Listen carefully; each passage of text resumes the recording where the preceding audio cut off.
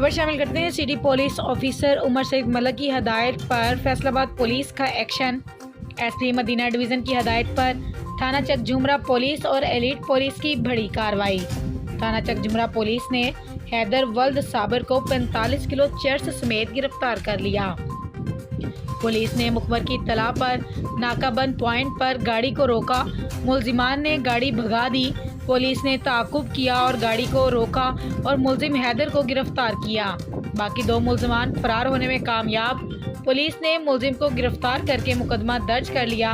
एक बार फिर आपको अपडेट करते चलें। City police officer Umar Saeed Malik की हदायत पर फैसलाबाद पुलिस का एक्शन। एसपी मदीना डिवीज़न की हदायत पर थाना चक झुमरा पुलिस और एलीट पुलिस की बड़ी कार्रवाई। थाना चक झुमरा पुलिस ने हैदर वल्द साबिर को 45 किलो चर्स समेत गिरफ्तार कर लिया।